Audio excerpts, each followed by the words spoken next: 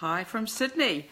I'm Jo, and I'm here to talk to you about my top tips for improving your health this morning in this Facebook live session at Joanna Frankham Coaching. For those who don't know me, I'm a health coach who specialises in helping people who are experiencing chronic illness, and I help them implement diet and lifestyle changes to mitigate the symptoms of their flavour of chronic disease. And I do this for a few reasons, and the main one is a very personal one to me. For over 20 years, I suffered from a very painful and ugly skin condition, which was undiagnosed. Despite going to a number of doctors over the years, nobody could tell me what I had. And it was only when I self-diagnosed and started making very conscious changes to my diet and lifestyle, hello Anna, then I put my disease into almost complete remission. So my disease was very isolating and I didn't really talk about it with anybody. So when I experienced such a transformative health change, I wanted to help others experience the same sort of impact on their life. I wanted to support and to encourage them. I wanted to be a sounding board and a coach and mentor. So I retrained and became a health coach. It helps that I had over 20 years in strategic HR, I think. So this health thing is a skill, and it's a skill that we're not taught. To learn a skill, we need to practice, right? So that old saying about how do you eat an elephant, one bite at a time, is really pertinent here. And I thought today I would spend some time talking to you about my 5 top tips that I recommend for you to start making some positive health changes in your life. And these are changes that you can implement this week really easily. They're not difficult or high-tech, and they don't require you to dramatically change your life. But over time, they will affect good levels of change to your health, and I think noticeable levels. So the first one is really easy. It's to set a goal of adding 1 more vegetable to every meal, and that includes breakfast. So for the purposes of this goal, I think you can get away with having avocado as a vegetable, even though technically it's a fruit. Hey Misty, nice to see you. Thanks for joining. So hey Rory, oh, we've got a few of you. It's lovely to see you all. Thank you for joining me this morning. So what you're doing when you add more vegetables, and 1 more with every meal, is you're adding more nutrients, more micronutrients, you're adding more fiber to your diet. So over a very short period of time, what you should find, or what you may find, depending on where your health baseline is right now, your time in the bathroom becomes far more easy. You feel more energized. Your skin starts to look better. People start commenting on it. So eating 1 more vegetable with every meal is kind of a no-brainer in terms of improving your health. When I was first going through my elimination phase of my autoimmune protocol, right at the beginning when I was learning the ropes, I made a bit of a game of it, and I tried to find 1 new vegetable that I'd never tried before or that wasn't frequently in my diet every week. And by doing that, I was adding things like Jerusalem artichoke, or for those of you in the US, sunchokes to my diet, kohlrabi, which is great either roasted or cooked or in salads, daikon radish, which has become a really regular part of some of my fermented veggie concoctions these days, Romanesco, oca, or as we know them in New Zealand yams, and I've got a recipe for those on my site, and they're fantastic little vegetables that you would never imagine that you would enjoy. So what we're doing when we add more vegetables is we're crowding things out. Rather than worrying about what we shouldn't eat, we're focusing on adding more good stuff. And psychologically, I think this makes the whole health caper a lot more easy because we're focusing on a very above the line decision-making process. We're not worrying about the things that we're not eating. Does that make sense? So that's number one. Add one more vegetable to every meal. Number two is a little bit more nebulous. I want you to start asking yourself, with every decision that you make for yourself, does this choice serve me or does it hurt me? And this is all about nutrient density, right? So are we making decisions that help us or are we making decisions that hurt us? And it's a bit of a cheat because I apply this rule to both diet and lifestyle. So we intuitively know, I think, what dietary choices serve us. We need to apply this to all the other aspects of our life as well. Things like sleep and movement and stress management too. And I'm not saying that you never allow yourself a treat or you never make a decision that perhaps isn't the best one for you. But when you make that choice, you do it in a very intentional way. And the end result is, at the very least, hopefully you enjoy that treat even more than you would if you just blindly or unconsciously allowed yourself to do it. So that number two is ask yourself, pause, before you have that treat when you go out to morning tea with a work colleague, before you go and have that treat, that even if it's a gluten-free slice, ask yourself, does that serve me or does that hurt me? Would you be better off having that apple that's sitting back on your desk? You may decide that you're still going to have the treat, but at least you're being very intentional about it. So that's number two.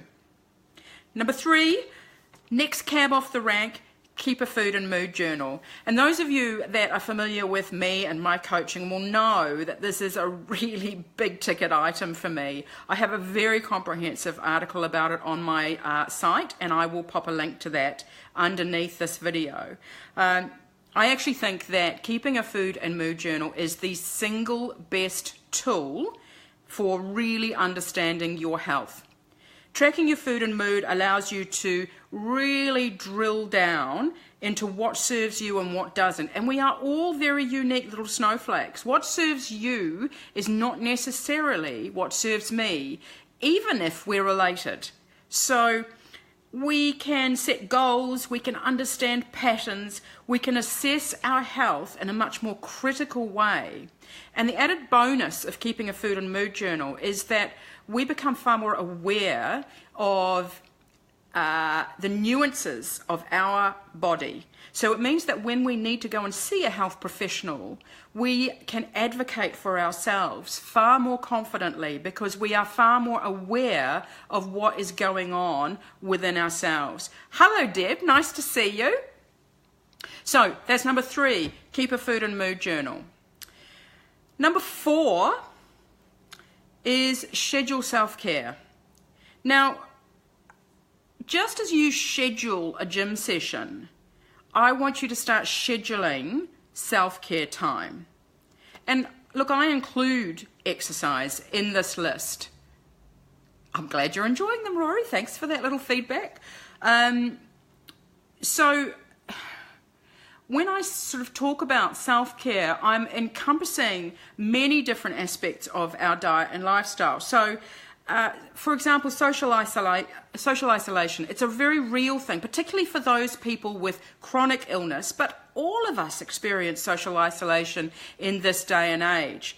So taking time to connect is a really important part of the self-care that we're going through. So is there a friend that you haven't caught up with for a long time? Is there somebody that you could catch up with for a cup of herbal tea or a coffee if you're drinking it? Could you ring a friend that you haven't seen for a long time and really connect with them one-on-one? Taking time out for that is important. Factoring in stress management and mindfulness in your life in a way that is meaningful for you is critical. So it's a very important part of any healing protocol, but finding a stress management technique that works for you is what matters. Just sort of blindly doing what your best mate is doing isn't going to work for you unless it really resonates. So try experimenting. Maybe Tai Chi is your thing. Maybe Qigong. Maybe yoga is your bag. Maybe you want to go and do some chanting. Maybe, like me, you want to join a choir and get to know some other people in your community and belt out a few tunes. There are so many different ways that you can choose to manage your stress, and in a way that is really going to serve you, but it does take a bit of effort for you to find out what tools work for you.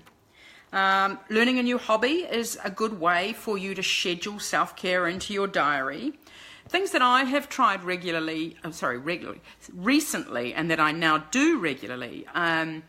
I have a weekly or twice weekly far infrared sauna session, which I'm really enjoying, not least because I sit there and do a guided meditation while I'm doing it. I've joined a choir, which is a great way for me to connect with people in my community. Oh, I love that, Deb. Taking a yoga class while at the beach. Just you wait until we get to the next one of my tips. I've just gotten back to the gym, so I'm really enjoying that.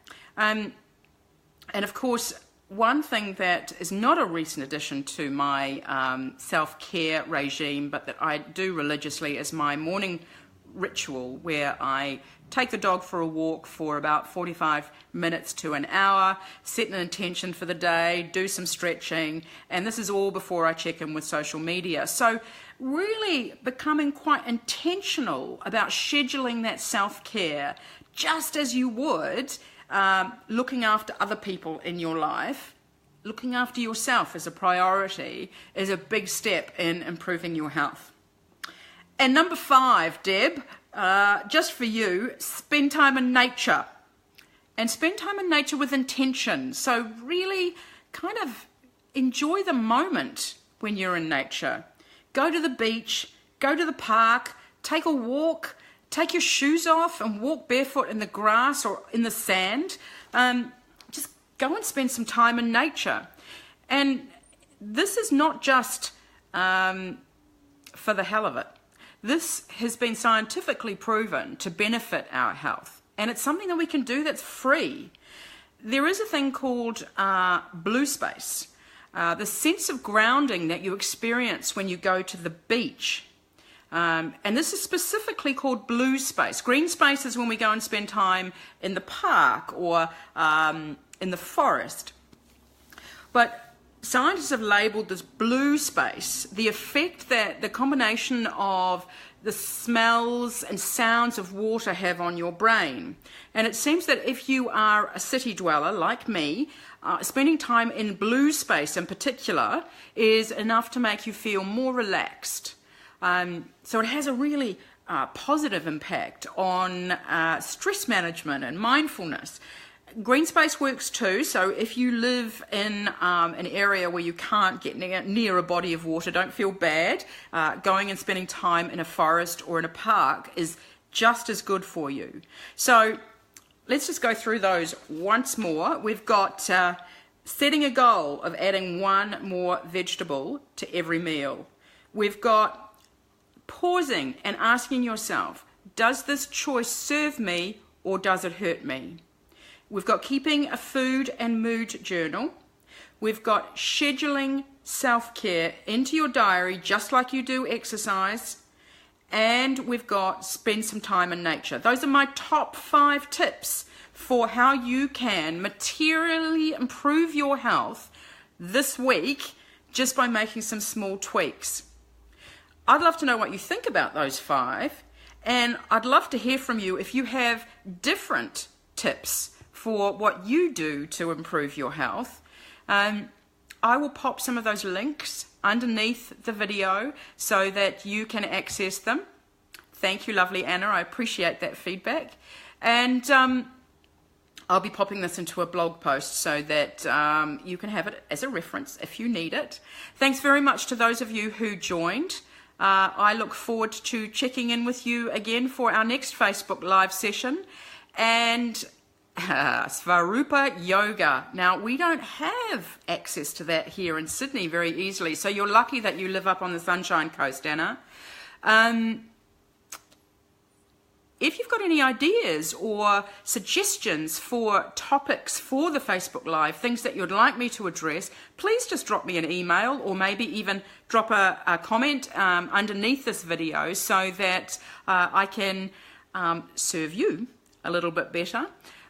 If you need my email address, joanna@joannafrankham.com, and I look forward to checking in with you again in another 4 weeks. Thank you very much, Deb. It's lovely to see you on the vid, and have a great weekend, everybody. Bye from Sydney.